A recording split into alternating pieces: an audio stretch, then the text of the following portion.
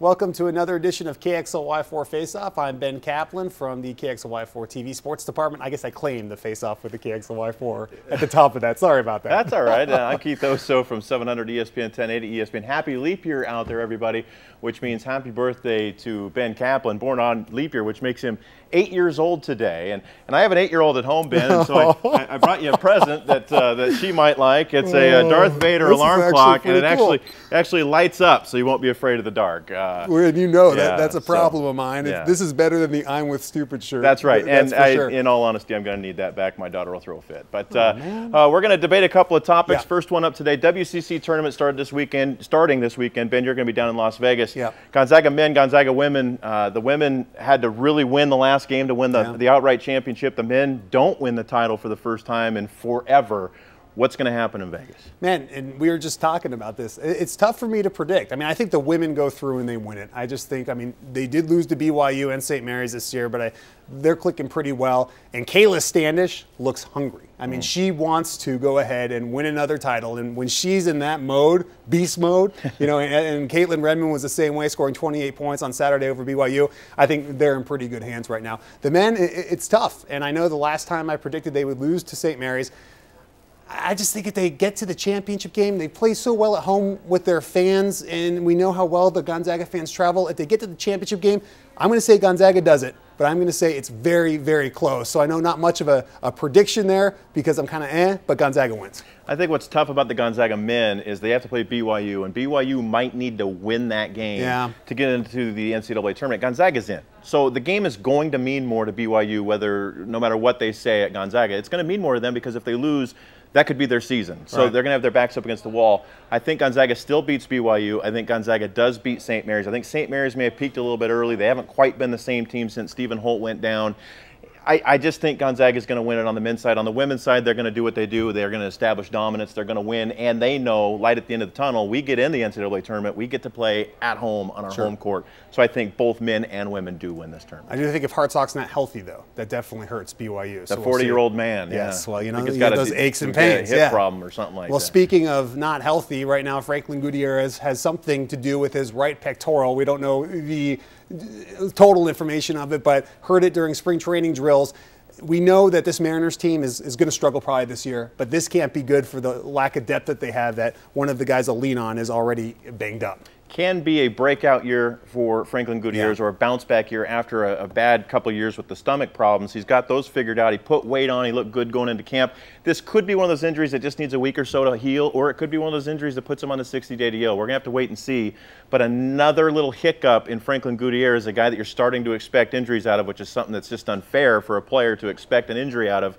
But until proven otherwise, I guess we're going to wait for it. And when your team as young as the Mariners are and they don't have a lot of depth, you can't afford injuries anywhere, whether it's a guy that's been suffering from injuries or not. This is really going to hurt this team if he misses any kind of significant time. It's so sad, too, because his potential, I think if we finally would see him healthy, we know how good he is with the glove, was 3 for 3 off Felix in an inter-squad game on Sunday. So hopefully coming around with the bat, the Mariners need him there. It's just that when things like this start happening to a player like that, this early in spring training, it's like, that's not good, because Goody definitely, has the infirmary is used to seeing him there. So I hope that for the Mariners' sake, he's able to bounce back. And it sounds good at Figgins. Sounds like he's having so far. Well, right? Figgins was playing center field today in the inter-squad game. If that's their backup plan in center field, get well Franklin Gutierrez. Yeah. You don't want an infielder playing center field. Yeah. All right. So State B starts tomorrow.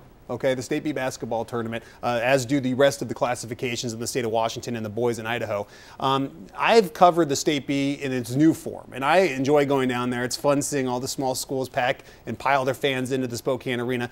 And I'm a fan of it, but lots of people aren't a fan as to how it used to be. And I know you covered it both ways. What are your thoughts? Obviously, it was a better tournament for a spectator to go to before the change. Now, I think what happens is that the kids that still make the state tournament should still be celebrated the way that the kids that made the old state tournament should be. They still made it to state. However, because now we have this old model that we used to see that it was so much more fun to watch, we kind of shortchange it a little bit, media-wise, spectator-wise, and maybe that's unfair to the kids that play, but there's just not anything like watching when an entire city or entire town shuts down to come watch a team play at State B. You just don't see that much anymore.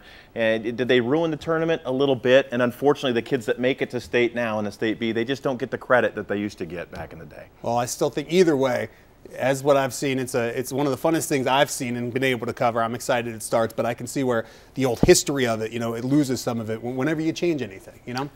NASCAR had an interesting weekend. The Daytona 500 got rained out for the first time ever on Sunday. Then it got postponed again Monday. Then they finally ran the race. Then they had a big fireball that got everybody interested. And then in the last couple of laps, you saw a couple teammates hold hands till the finish line. This is the biggest problem I have with NASCAR is the fact that you're running in second place and you don't do everything in your power to take first place and win the race because your teammate is in front of you. Greg Biffle coming out saying, I tried, there's nothing I can do.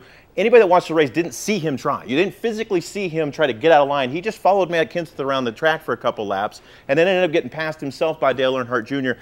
If it's the biggest race of your sport, the Super Bowl of racing, and it's the most important race of the single season, you've got to do everything you can. When you're in second place, you're only feet behind winning a Daytona 500, and you just sit back there and watch a teammate win first place.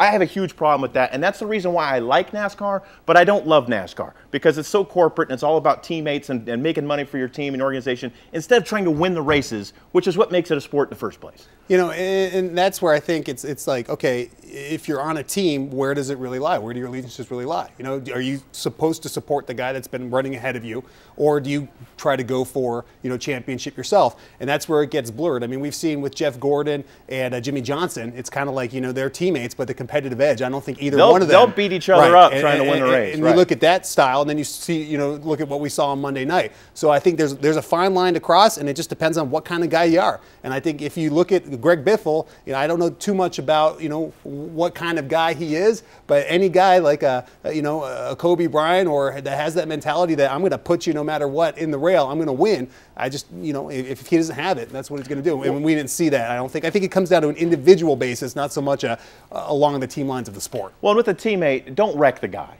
but do everything you can to pass him. He never got out from behind Kenseth to at least try, make the visual effort to try to pass him. Now, the danger in that is you go out to try to pass Kenseth, and then Earnhardt passes you both, and you went from your teammate winning the Daytona 500 to neither one of you won it, and that can get you fired. I understand to a point. But you got to make it at least look like you're trying to pass the guy. You know, you said, well, I couldn't catch him, so I couldn't pass him. Try! Get out from behind him and see what you can do. See if Dale Jr. can push you to the win. It's the Super Bowl in NASCAR, and I want everything to do to win. My teammate's up there. That's good. What was the Talladega Nights move? The slingshot? Yeah, they need to do a little shake and bake. Right shake and bake. Yeah, you know, get that job done. Well, Ben, have fun in Las Vegas. Happy birthday. We'll see you next week on Face Off, and who knows what Ben's going to get next week. Yeah.